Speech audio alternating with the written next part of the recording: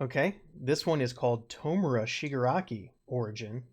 So this will be more, less his backstory, more how he became that lost, confused child, turning that into the villain we see today. I'm sure a Oh, hero that or a police face. officer will be here soon. You'll see. You don't have to endure that. It's not necessarily a bad thing. This is Yeah, that's another thing.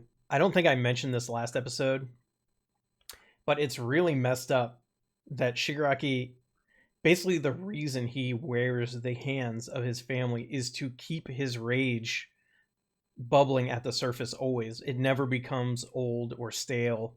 He never gets over it. Like that's purposeful on it was purposeful for All For One to make him do that, but it's also purposeful for Shigaraki himself now. You saw once all the other hands got knocked off of him, he deliberately took out the one that he had in his jacket. You know, it's somewhat of like a personal totem or a fetish, right? Like it gives him the mental fuel he needs to do what he has to do or what he thinks he has to do. Organizing life alone. Conscience, morals, He had ethics. gloves on when the scene These are started and now he concepts doesn't. created by humanity. Then go and do your best. Do your best. Oh no. jeez, how many more Uh fucking hero agents? Here's one thing I absolutely think is amazing in this show. They basically took every line that Nana Shimura ever said and they have All For One say it as well.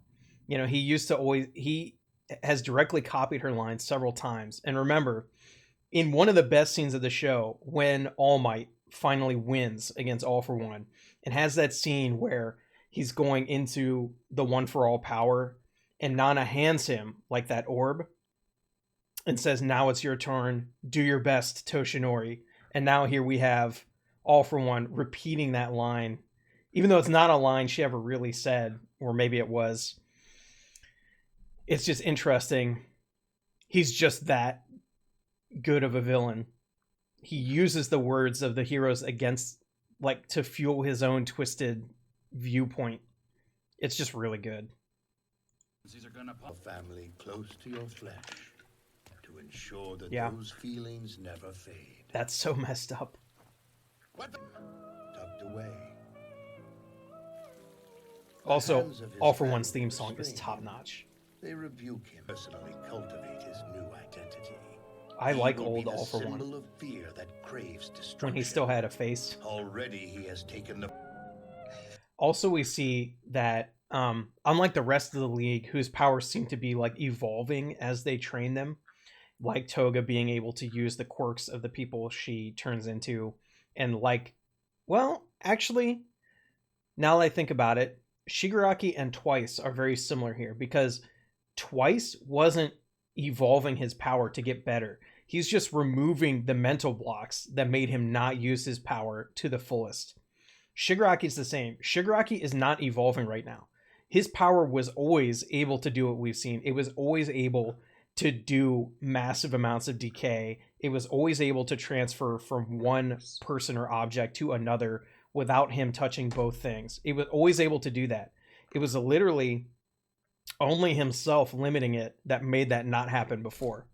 Now, we did notice when he destroyed that whole ball of people like 2 episodes ago, he immediately puked afterwards. And I'm now that we know what we know, at the time I thought that he was just tired and was overusing his power.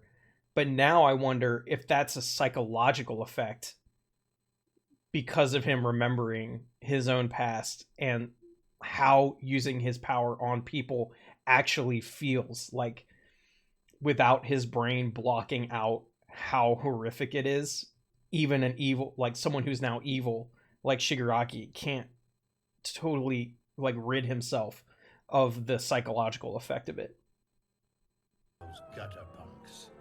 Oh, Why are there hold up. five? Okay, A so boom. his family's hands are kind of special in a way. That's why he had the one inside his jacket. It's kind of like more of a memento. And the other hands are just all his other victims. Interesting. Being introduced Ah. to the world. We'll leave the Just like a shame of your messed up homework butterfly, behind. being Now, transformed stand into evil. tall. Show me who you are. All for One is such a good Tora villain. Shigaraki. Or you are the one who will cause this world to grieve. What Oh, about Shigaraki? I didn't know the meaning My behind it. last That's pretty name, cool. Of course.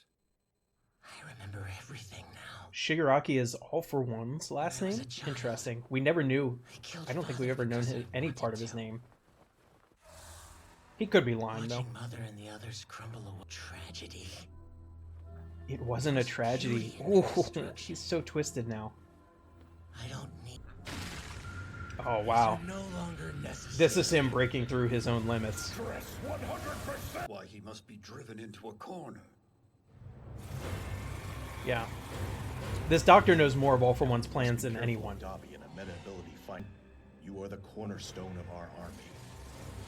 I actually could be fooled into thinking Redestro actually cares about his subordinates in that scene. He was very... How would you say it? He was like... He sounded very kind. It's weird to hear that tone out of a villain. Like, with All for One, you can kind of hear the mockingness underneath the kindness. But with Destro there, it kind of sounded real. Everything. I see. That's always what he's wanted, though, is to just be able to do My whatever he chest wants. is. Then you will be free. He truly is his successor, you know? In more than just him inheriting the organization, he's inherited his philosophy as well. Like, All for One has never wanted to be evil for evil's sake. It's simply because he wants to be free to do whatever he wants and collect whatever quirks he wants. Like, Shigaraki is in some ways the perfect successor, which makes sense because he's been basically hand-raised to be that. Oh, Gigantomachia is actually impressed here. Look how happy he is. Cool. Oh, did Shigaraki's hair get more white? I can't remember if we already saw that or not. Is this it? Like, hold up. So we already know, because of the story arcs being flipped, that the League and the Army are like teamed up later. Did they really just decapitate it, kill Redestro here, and then take over his organization? That seems like it'd be too easy. And I don't think it uses Redestro enough. Like, we just met the guy. Too bad. You must have cut them off to keep your body from disintegrating, huh? Oh, Hey.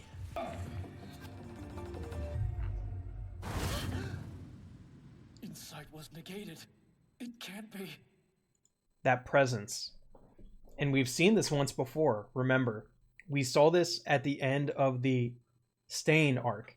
When Stain was just about to pass out, he made everyone, including Endeavor, stop in their tracks just with his willpower. And it has nothing to do with quirks. Here before me is a shining beacon. So it's a willing team up.